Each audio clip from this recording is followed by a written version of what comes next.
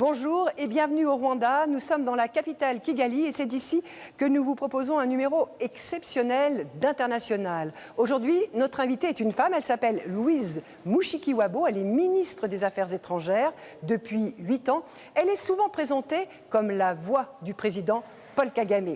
Avec elle, nous parlerons de l'avenir de son pays, le Rwanda, mais nous évoquerons aussi des thèmes qui posent question, comme les libertés publiques. Et puis nous reviendrons sur les blessures du passé, le génocide de 1994 et les relations complexes entre la France et le Rwanda.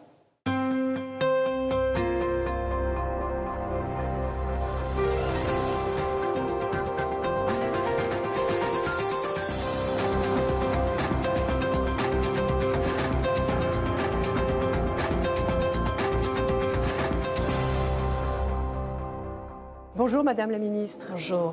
Merci de nous accueillir dans votre pays. C'est vous qui avez choisi le lieu de notre entretien. Nous sommes ici au centre de conférence, le Kigali Convention Center. Et c'est ici que sont organisés de grands événements internationaux, des sommets internationaux, mais aussi d'ordre culturel, économique ou sportif. Il a été inauguré l'an dernier par le président Paul Kagame à l'occasion du sommet de l'Union africaine. Et nous avons trouvé un petit film promotionnel sur ce centre. Nous allons le découvrir avec vous. Kigali est le centre politique et économique du Rwanda, dans laquelle un nouveau centre urbain ultramoderne est en train de voir le jour. Le Rwanda Kigali Convention Center. Grâce au niveau de sécurité exemplaire du Rwanda, les congrès africains les plus importants, les plus prestigieux ont trouvé ici leur nouvel écrin.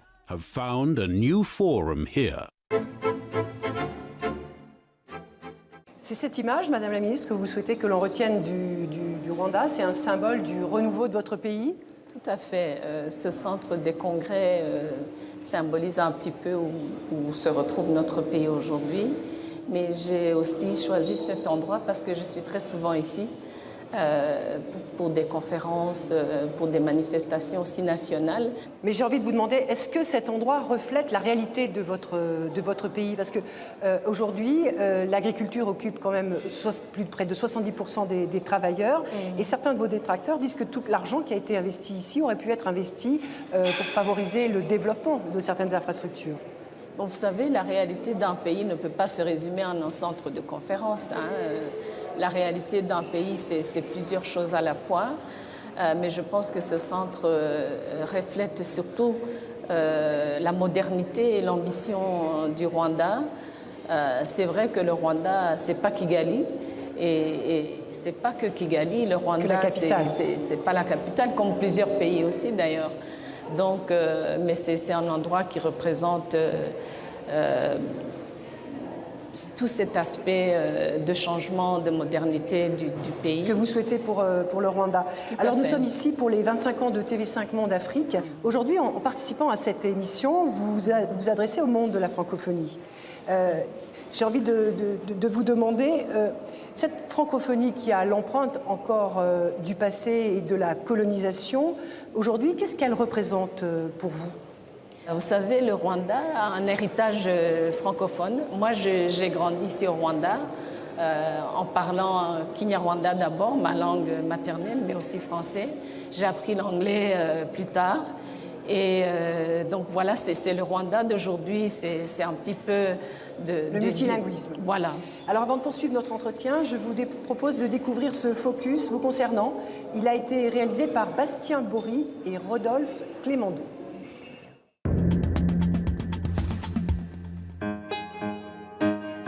Ceux qui se séparent sans se trahir se réunissent à nouveau. Il vous va bien ce proverbe rwandais, Louise Mushikiwabo.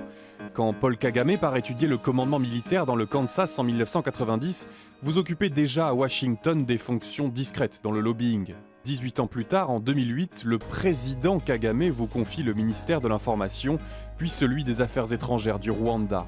Porte-parole du gouvernement, vous devenez l'un des rares visages du pouvoir.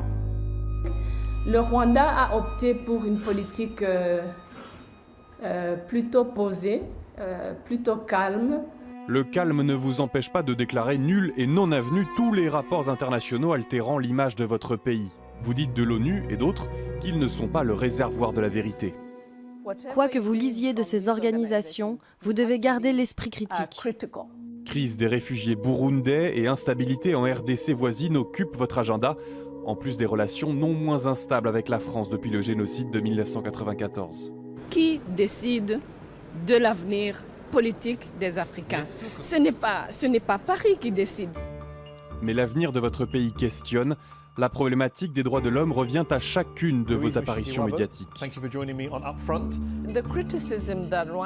Ceux qui nous adressent ces critiques ne comprennent pas la trajectoire qu'essaie de prendre le Rwanda. Vous êtes ministre depuis 9 ans, conforté par un président dans son 3e mandat. Qui d'autre que vous pour nous dire où va le Rwanda? Sophie Malibaud de RFI et Christophe Ayad du journal Le Monde nous ont rejoints. On vient de l'entendre, vous dénoncez souvent les critiques faites au Rwanda. Vous remettez régulièrement en cause des rapports qui sont établis par les organismes internationaux. Alors, comment expliquer ces rapports et pourquoi ces organismes et ces ONG voudraient distribuer des mauvais points à votre pays? C'est une bonne question. Le Rwanda est un pays, comme vous le savez, qui a une histoire très compliquée.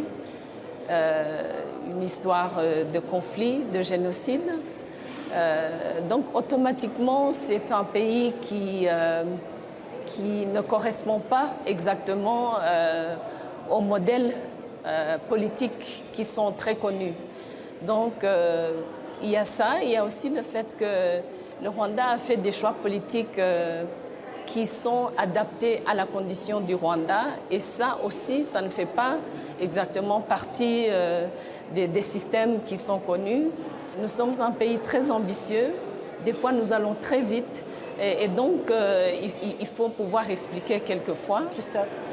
Madame Mushikiwabo, on a quand même l'impression parfois que entre le développement et la démocratie, vous avez choisi le développement. Est-ce que c'est pas compatible? Ce n'est pas possible, à notre avis, de séparer la démocratie et le développement. Parce que la vie d'un pays, ce n'est ni l'un ni l'autre. La même chose pour le Rwanda. Ce que je disais tout à l'heure, c'est qu'il faut bien comprendre notre système démocratique. Notre système démocratique veut que les dirigeants du pays se partagent le pouvoir. Qu'un chef d'État ne peut pas venir de la même formation politique que le numéro 2 du pays. Donc on a un système politique qui n'est pas conforme à ce que plusieurs pays, dont plusieurs pays occidentaux, à ce à quoi ils sont habitués. Madame la ministre, est-ce que en fait, vous n'êtes pas sur les traces d'un modèle à la chinoise, avec une priorité accordée à l'économie et en fait les libertés publiques qui viennent sur un plan secondaire? Non, je disais justement que les libertés publiques ne peuvent pas être secondaires parce que c'est ça qui permet aussi de faire des choix aussi bien économiques que politiques. Mais le modèle rwandais, on a essayé d'aller vers nos propres valeurs et d'emprunter ici et là. On n'est pas aligné sur un modèle précis, mais bien évidemment pour nous au Rwanda, le fait d'avoir à manger, d'avoir un toit, d'avoir un avenir, de se faire soigner, ça c'est très important. L'opposition ici, elle est inaudible. L'opposition au Rwanda... Qui est votre opposition? L'opposition au Rwanda est audible pour ceux qui veulent l'entendre. On reviendra sur cette question. Ce qui fait l'unanimité, en revanche, Louise Mushikiwabo, c'est l'essor économique du Rwanda, qualifié de miracle économique. Une très forte croissance, 7% au cours de ces dernières décennies. Un taux de pauvreté, lui, qui a reculé de 25%. Et vous êtes presque un exemple en matière de développement durable. Nous l'avons vu en arrivant à l'aéroport. Hier, on a dû jeter les sacs plastiques que nous avions à la main. Vous avez également fait savoir que vous alliez renoncer au glyphosate, un dossier qui agite beaucoup l'Europe. Et vous investissez dans l'énergie solaire. On écoute et on regarde ce document. Très bien. Au sommet d'une colline s'étendent 21 hectares de panneaux photovoltaïques. Érigé l'an dernier à l'est du Rwanda, ce parc solaire qui a coûté plus de 20 millions d'euros est le plus grand d'Afrique de l'Est. Connecté directement au réseau électrique, il fournit 7% de la production totale d'électricité du pays. Le solaire est intéressant financièrement par rapport au charbon. C'est facile et rapide à mettre en place. Pour construire ce parc, il n'a fallu que 6 mois. À peine plus de 20% de la population rwandaise a accès à l'électricité. Mais avec la croissance économique, la demande a explosé. Le solaire, avec d'autres énergies renouvelables, permettra au pays d'être plus indépendant énergétiquement. Les solutions dites hors réseau sont aussi encouragées dans les campagnes, comme ici, dans ce village à 30 km au sud de Kigali. Valence, propriétaire d'un bar, a acheté un système solaire il y a 5 mois. Un investissement de près de 600 € qui peut être étalé sur 3 ans. Je suis satisfait. Maintenant, j'ai de la lumière et je n'ai plus besoin d'acheter de bougies. J'ai aussi la télé. Cela me permet de savoir ce qui se passe dans le monde. Ces initiatives ont déjà permis à plusieurs milliers de foyers de s'éclairer. Les objectifs sont ambitieux. Le gouvernement veut que d'ici 2 ans, 70% de la population ait accès à l'électricité. Sophie, une question.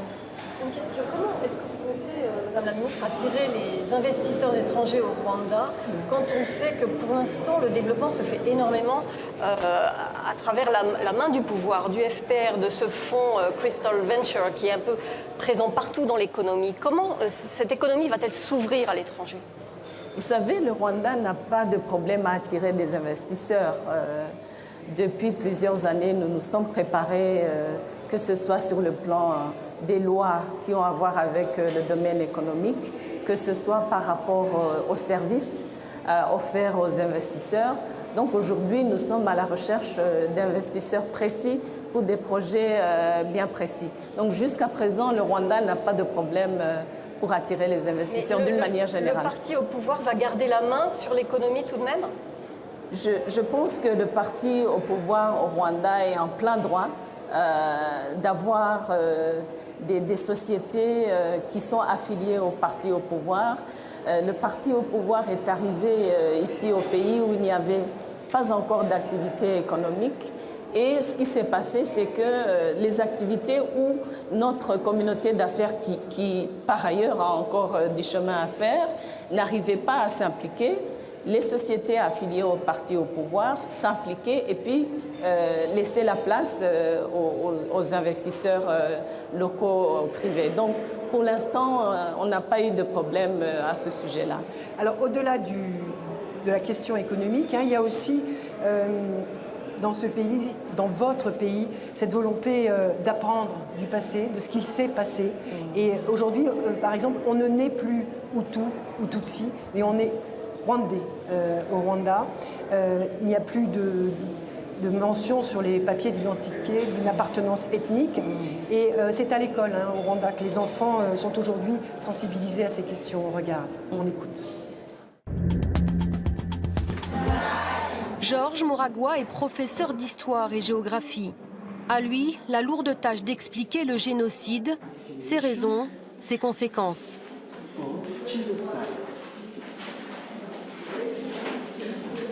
Qui peut définir le génocide? C'est l'extermination de gens innocents en raison de leur race, de leur religion ou de leur groupe ethnique. L'objectif du cours est avant tout d'expliquer la planification du génocide. Comment le pouvoir extrémiste Hutu a organisé en amont l'épuration ethnique et avec l'aide de qui? Nous essayons d'analyser les différences entre génocide et guerre. Le Rwanda a bien compris que la réconciliation se ferait à travers les enfants. Jacqueline Ouimana est responsable d'une association, Umuseke, qui éduque à la paix. Sa méthode, le dessin pour entraîner les écoliers à s'interroger sur la liberté.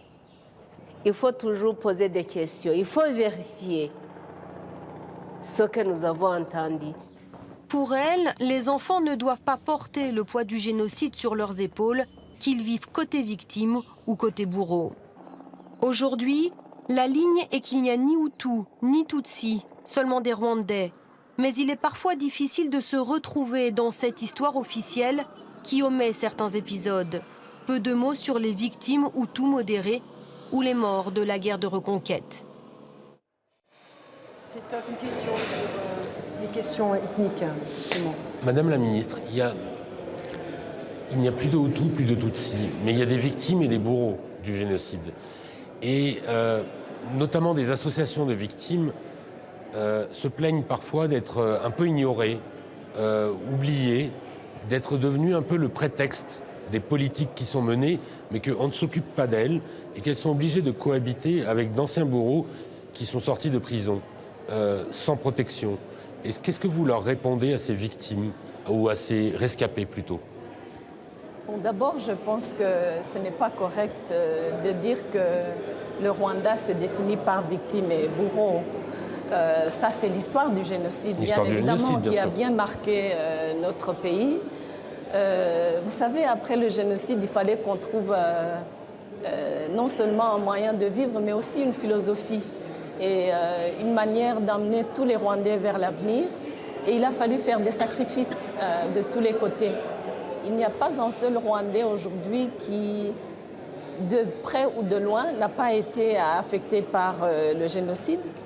Donc, c'est une complication que je pense seuls les Rwandais peuvent comprendre.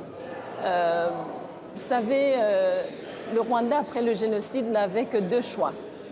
Ou de se reconstruire et de rester vraiment un pays, une nation, ou de disparaître. Et on savait que les choix qu'on allait faire allaient être difficiles de toutes les façons. Donc aujourd'hui, nous sommes un pays qui est bien avancé sur le chemin de la réconciliation. Mais je dis bien, c'est un chemin, ça va prendre du temps. Seulement, nous sommes très satisfaits, 23 ans après le génocide, de l'harmonie qui se retrouve au niveau de notre société, de cette vie commune, de cette unité qui existe au pays, tout en sachant que, bien évidemment, par l'histoire, ce n'est pas une question facile. Ça va nous prendre du temps. Quand vous parlez de ce chemin, Madame la Ministre, ce chemin pour aller vers une réconciliation, est-ce que vous estimez aujourd'hui que mentionner les crimes, les massacres aussi qui ont été commis à l'encontre des Hutus, c'est du négationnisme, ou est-ce qu'il va falloir en passer par là, cette reconnaissance aussi qu'il y a eu des massacres, pour que la réconciliation soit profonde? Je pense qu'il ne faut pas faire d'amalgame. Le génocide est un crime d'État. Le génocide dans ce pays a été commis par un État à la dérive. Un État qui avait perdu le sens de la nation, des hommes et des femmes qui voulaient se préserver contre le reste du pays. Et donc, quand on parle de renaître en réalité d'un génocide, il y a bien sûr, il y a eu des Rwandais qui ont été visés, il y a des Rwandais qui étaient les pourchasseurs, si vous voulez, mais on sait très bien qui a tué. On est passé par une période d'à peu près 15 ans avec des procès traditionnels Gacaca. Donc on a fait un long chemin en tant que pays, mais on n'identifie pas chaque Hutu dans ce pays comme tueur, c'est évident. Si vous voulez bien, Madame la Ministre, on va s'interrompre pour une courte pause. On se retrouve dans quelques instants. Et c'est une chanson de Corneille au titre évocateur, parce que l'on vient de loin, qui marque cette pause. Cet artiste rwandais a publié son autobiographie l'automne dernier, Là où le soleil disparaît. Il raconte notamment le massacre de sa famille une nuit d'avril 1994 à Kigali. Alors on vit chaque jour comme le dernier. Pareil si seulement vous saviez combien de fois la fin du monde nous a volé. Alors on vit chaque jour comme le dernier, parce qu'on vient de loin.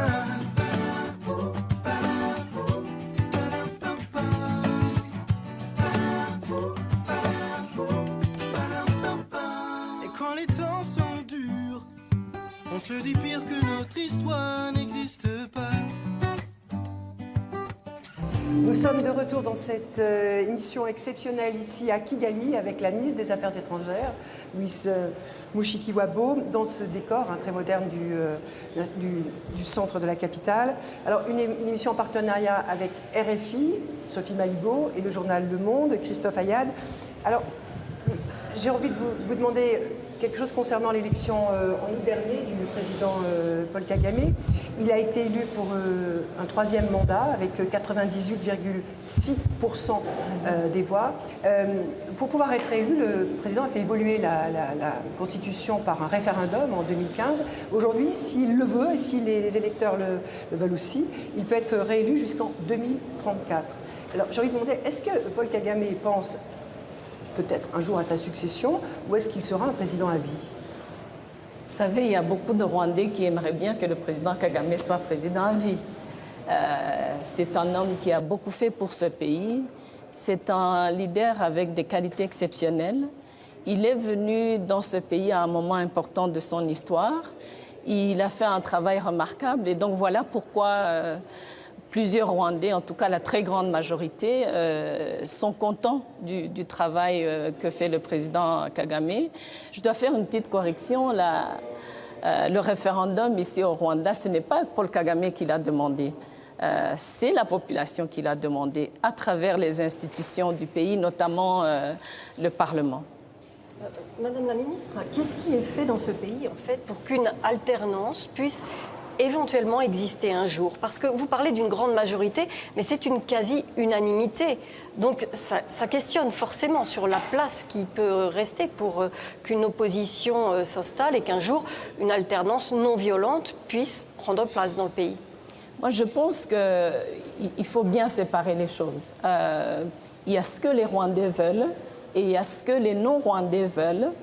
Et donc, nous, dans notre manière de comprendre les choses, les décisions concernant l'alternance, même la question d'alternance, c'est une décision, comme vous l'avez bien dit, des électeurs rwandais.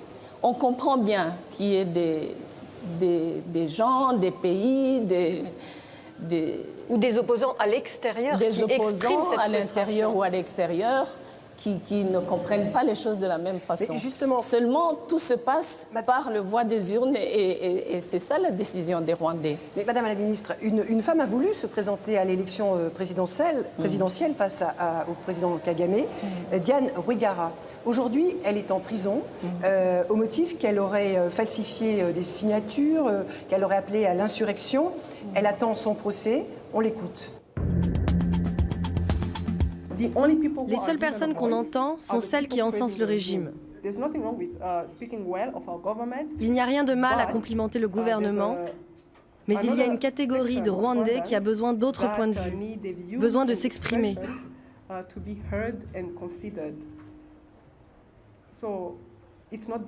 Donc ce n'est pas parce que je prends le risque de parler qu'il y a la liberté d'expression au Rwanda. Non, il n'y en a aucune. Est-ce que cette jeune femme n'est pas en train de devenir le symbole d'une volonté de pouvoir organiser une alternance démocratique dans ce pays et notamment une nouvelle génération qui veut plus de liberté? Bon, d'abord, cette jeune dame représente une certaine manière de penser, surtout une manière de penser qui est en dehors du pays. Il y a plusieurs femmes ici au Rwanda. Elle était candidate, elle était ici. Elle était effectivement, elle voulait être candidate, mais elle n'a pas eu assez de soutien pour pouvoir se qualifier à la présidentielle. C'est ce que ça veut dire. C'est une jeune dame qui, comme tous les Rwandais, qui qualifie, avait le droit de se présenter aux élections. Elle n'est pas allée jusqu'au bout parce que justement, elle ne se qualifiait pas. Et sur ce chemin-là, bon, je ne vais pas beaucoup commenter parce que c'est une affaire qui est dans les mains de la justice. Et donc, sur ce chemin-là, il y a eu des problèmes. Et c'est pour ça qu'elle est en justice aujourd'hui. Mais je dois dire aussi, si vous permettez une minute, bon, le Rwanda, bien évidemment, c'est un pays où la femme est reine. Mais il y a aussi quelques sorcières. Il n'y en a pas beaucoup, mais toutes les femmes au Rwanda ne sont pas des anges. C'est le terme que vous utilisez pour qualifier cet opposant? Non, non, je dis parce que on entend souvent, surtout dans certains milieux, que c'est une femme, comment est-ce possible? Une femme ne peut pas faire la prison. Vous savez, les femmes ont commis le génocide ici au Rwanda. Donc, une femme qui se qualifie, qui remplit les conditions, bien sûr, peut participer et peut être élue. Ce n'est pas son cas. Madame la ministre, vous disiez justement que maintenant c'est dans les mains de la justice. Est-ce que vouloir se présenter et ne pas réussir à se présenter à l'élection présidentielle vous amène aujourd'hui en prison au Rwanda et devant un tribunal? Ce n'est pas le cas ici, Monsieur Ayad. Cette jeune dame est en justice parce qu'elle a triché à plusieurs niveaux sur son chemin vers la qualification pour les présidentielles. Donc attendons son procès. Attendons, alors, comme vous dites, mais on a quand même l'impression qu'il y a une multiplication des procès et des poursuites à l'encontre même de gens qui viennent du camp du président Kagame, c'est-à-dire de gens qui venaient du FPR, ou qui lui étaient qui faisaient plutôt partie de ses partisans, qui n'étaient pas des gens qui voulaient son renversement, mais qui ont pu critiquer un aspect ou l'autre de sa gestion du pouvoir et qui aujourd'hui sont soit à l'étranger, soit en prison. En quoi est-ce que c'est étonnant? La politique, ça devient un peu intriguant que autant de gens qui vous sont proches au début soient obligés de fuir le pays ou finissent en prison parce qu'ils ont osé émettre une critique ou sur la façon dont les choses se passent, alors qu'ils n'appellent pas à votre renversement. Non, moi je pense qu'il faut bien comprendre le Rwanda et surtout il ne faut pas vouloir définir le Rwanda comme un pays qui est très étrange et qui est différent. En politique, les gens s'entendent et finissent par ne pas s'entendre. Après, c'est à ceux qui quittent le pays maintenant de voir s'ils veulent continuer à se comporter d'une manière normale, d'une manière qui n'amène pas vers des activités criminelles. Le reste, c'est un peu partout dans le monde. Hein. Il y a des politiciens et leurs opposants, surtout que la plupart de ces Rwandais qui ont quitté le pays, si vous avez bien fait votre enquête, ils sont tous partis avec des problèmes. Donc, ce ne sont pas des gens qui n'ont pas voulu aller avec le système politique et une fois arrivés à l'extérieur, ils se sont retrouvés avec des activités criminelles. Il faut bien voir pour leur à ce score sécurité. Qui voisine les 99% d'électeurs favorables à Paul Kagame, est-ce que vraiment cette façon de construire la vie politique ne peut pas être contre-productif à terme, parce que ça engendre... Pour qui? Pour ceux qui ne peuvent pas s'exprimer, pour la démocratie, ceux qui n'ont pas de voix. Paul Kagame, c'est le président des Rwandais. Si les Rwandais veulent les choses comme elles se passent aujourd'hui, pour nous, on est très à l'aise. On comprend bien qu'il y en ait qui ne comprennent pas, et c'est tout à fait normal. Comme nous, ici au Rwanda, on est très étonnés de voir des chefs d'État qui sont élus par que 20% des électeurs dans leur pays. C'est leur choix. Alors, nous allons progresser dans cet entretien, si vous voulez bien. Nous allons parler maintenant des relations entre la France et le Rwanda. Oui. Alors, des relations compliquées, difficiles, avec un passé qui pèse lourd, comme notamment cette enquête française sur l'attentat contre l'avion du président Habyarimana, qui avait été abattu le 6 avril et qui avait été 1994 et qui avait été le signe du déclenchement du génocide. Alors, il y a quelques jours, vous venez de rappeler votre ambassadeur en poste à Paris pour consultation, après qu'un juge français, suite à un nouveau témoignage, souhaitait auditionner votre actuel ministre de la Défense, parce qu'il y a eu plusieurs enquêtes, et notamment le président actuel a été soupçonné d'avoir participé, ce qu'il a toujours nié, à cet attentat. Alors pourquoi avoir rappelé votre ambassadeur? C'est juste une décision de justice qui est intervenue ces derniers jours. Bon, d'abord, malheureusement, on n'a pas assez de temps pour parler des relations entre la France et le Rwanda. Mais tout d'abord, La France, par certains responsables français, qui étaient les soutiens d'un régime qui a commis un génocide ici au Rwanda, depuis 23 ans, essayent de cacher leurs traces, essayent de brouiller les pistes. C'est ça l'histoire du Rwanda et de la France depuis 1994. Mais ce que vous voulez dire, c'est que le rappel, ce qui se passe là aujourd'hui, c'est une volonté de la France de cacher sa propre responsabilité? Laissez-moi terminer. Ce que je voulais dire, c'est que les relations entre la France et le Rwanda, depuis le génocide, par l'implication de responsables et politiques et militaires et autres, est une relation qui est compliquée. Ça se comprend. Hein, ce n'est pas comme si le Rwanda et la France, on était des grands amis et tout d'un coup, on rappelle notre ambassadeur. Nous, au Rwanda, nous avons essayé de notre mieux de renouer les relations. Il y a eu des épisodes, il y a eu plusieurs tentatives.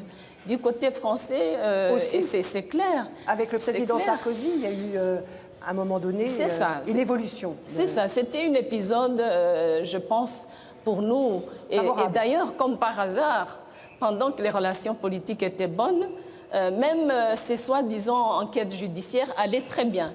Et donc, normal, pour nous, quand vous parlez de justice, en tout cas, quand il s'agit de la France et du Rwanda, ce n'est pas la justice, c'est la politique.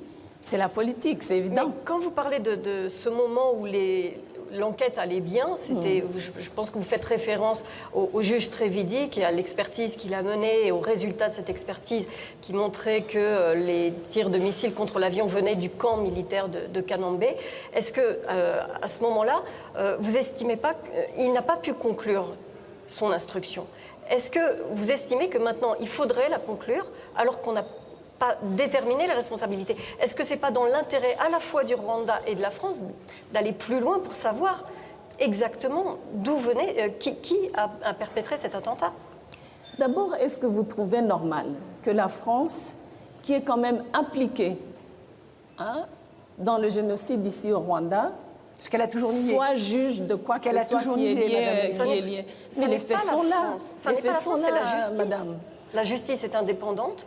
Et ce sont des juges qui enquêtent parce qu'il y avait un équipage français dans cet avion. Donc c'est une affaire qui est en justice. Je vais vous dire ce qu'on dit ici au Rwanda. La justice française est indépendante de la justice. C'est ce qu'on dit ici au Rwanda. Parce que quand on observe tout ce qui s'est passé depuis le génocide en 1994, des responsables français étaient impliqués aux côtés des génocidaires, du régime génocidaire ici. Pendant le génocide, les mêmes responsables ont aidé. Après le génocide, les mêmes responsables ont caché, ont soutenu, et même aujourd'hui, ils continuent de soutenir des hommes et des femmes qui sont accusés de génocide ici. Donc, nous, quand on parle de justice française par rapport au Rwanda, on n'y comprend rien. Jusqu'où pensez-vous aller si jamais cette affaire se poursuit ou s'envenime? Est-ce qu'on risque de retourner vers une rupture des relations comme ça a été le cas à une certaine époque?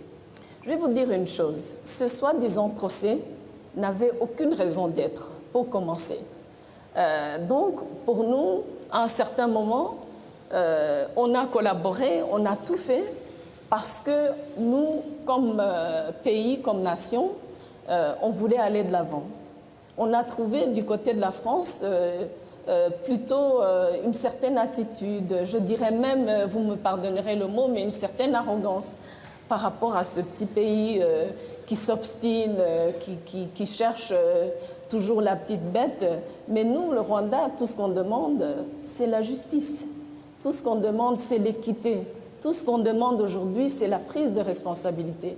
Et je vais vous dire qu'ici au Rwanda, on pense que ce combat que la France mène pour certains responsables français, c'est un combat que la France ne peut pas gagner. Ça, c'est ce qu'on croit ici au Rwanda. Pourquoi? Parce que c'est un combat injuste. C'est un combat injuste. On peut cacher, mais on ne peut pas tout cacher. Et donc, aujourd'hui, bien évidemment, nous avons rappelé l'ambassadeur Jacques Abalé, parce qu'il y a un problème avec cette instruction sans fin toujours un témoin de la 25e heure, des juges après des juges, des Jean-Louis, des Jean-Marc, enfin, alors, il faut bien que ce soi-disant procès puisse se terminer un jour. Et si la France ne peut pas le terminer, nous, on va le terminer. Alors, justement, le Rwanda, vous accusez la France d'avoir participé au génocide. Vous pensez que la France est innocente dans ce pays? Moi, je n'ai pas à répondre à ces questions, madame. Je vais juste vous faire écouter... On va y réfléchir. Je vais vous faire écouter ce que disait le président Kagame à Jeune Afrique. C'était en 2014. Prenez le cas de la France. 20 ans après, le seul reproche admissible à ses yeux est celui de ne pas en avoir fait assez pour sauver des vies pendant le génocide. C'est un fait, mais cela masque l'essentiel, le rôle direct de la Belgique et de la France dans la préparation politique du génocide et la participation de cette dernière à son exécution même. Alors, il y a 4 mois, en juin dernier, une revue française, la revue 21, a publié une enquête qui affirmait qu'au cours d'opération turquoise, l'opération militaro-humanitaire conduite par la France, ordre avait été donné de réarmer les Hutus 1 mois après le vote d'un embargo sur les armes des Nations Unies. Ces informations ont été démenties, mais on écoute le témoignage d'un ancien officier de l'armée de terre française qui a participé à l'opération turquoise. J'arrive sur la base de Cyangugu, qui est le sud du Rwanda, et le commandant adjoint de la base me demande de détourner l'attention des journalistes parce qu'un convoi d'armes va partir vers le Zaïre.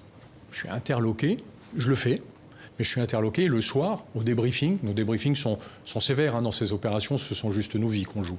Donc le soir au débriefing, je demande des explications.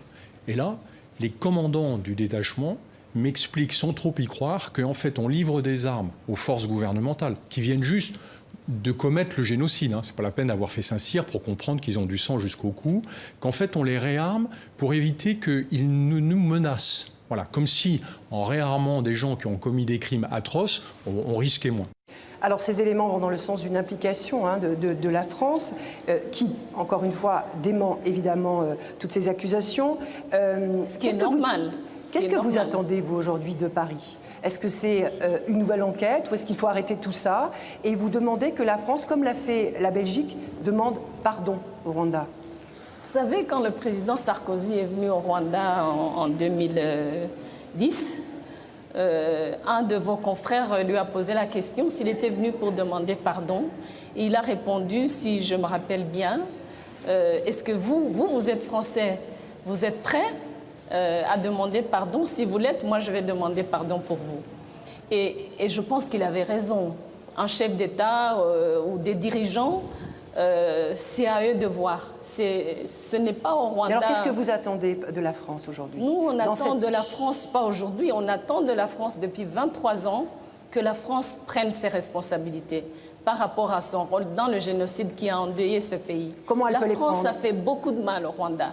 Et ce n'est pas à coup de faux procès, de faux rapports, etc., que la France va changer son rôle. Vous savez, nous, les Rwandais, nous avons dû nous confronter à nous-mêmes. Je pense que la France devrait faire la même chose. Alors justement, quand vous avez entendu Nicolas Sarkozy parler d'aveuglement, parler d'une grave erreur d'appréciation, est-ce que vous partagez l'analyse selon laquelle la France, à ce moment-là, était complètement aveuglée par sa volonté de faire face à l'avancée du FPR et que c'est dans cet aveuglement qu'elle n'a pas fait ce qu'elle aurait dû faire contre les génocidaires? Bon, moi je pense que le soutien, la participation d'une manière ou d'une autre à un génocide, on n'appelle pas ça un aveuglement. Mais vous savez, je suis diplomate, je sais qu'il y a plusieurs manières de déguiser le langage quand il le faut. Je crois tout simplement qu'aujourd'hui, la France a l'occasion de se confronter à sa propre histoire par rapport au Rwanda. Et en tout cas, pour nous, ici au Rwanda, on a tout fait. On a toléré beaucoup de choses. Mais on se dit, le moment viendra, on espère que ce moment n'est pas très loin, où la France devra accepter que la France a joué un rôle terrible dans ce pays. Et c'est comme ça que les pays avancent. C'est la même chose pour nous, comme je le disais tout à l'heure. On aurait pu se braquer en tant que Rwandais, on aurait pu ne pas se parler. Eh bien, le pays aujourd'hui n'existerait pas. Madame la ministre, mais ce n'est pas à moi de conseiller la France. Madame la à ministre, la France, je suis ministre du Rwanda. Aujourd'hui, vous avez un président français jeune, trop jeune pour avoir eu des responsabilités à l'époque, et qui n'a pas de formation politique, qui compte des gens qui ont eu des responsabilités à l'époque. Donc il est un peu vierge dans tout ça. Est-ce que vous pensez que c'est une chance pour avancer et solder ce passif très très lourd de la France vis-à-vis du Rwanda? Et quel geste précis vous attendez? Parce que on a l'impression que les dirigeants français cherchent à comprendre exactement quelles sont les attentes du Rwanda en termes d'excuses, réparations, commission d'enquête ou je ne sais quoi. Et pour compléter ce que vient de dire Christophe, il y a eu cette poignée de main entre le président Kagame et le président Macron en marge de l'Assemblée générale des Nations Unies en septembre dernier. Comment construire cette relation aujourd'hui avec la France? Vous savez, les relations entre des pays, entre des nations, ça va au-delà d'un individu, ça va au-delà d'un chef d'État. Effectivement, le président Macron a rencontré le président Kagame.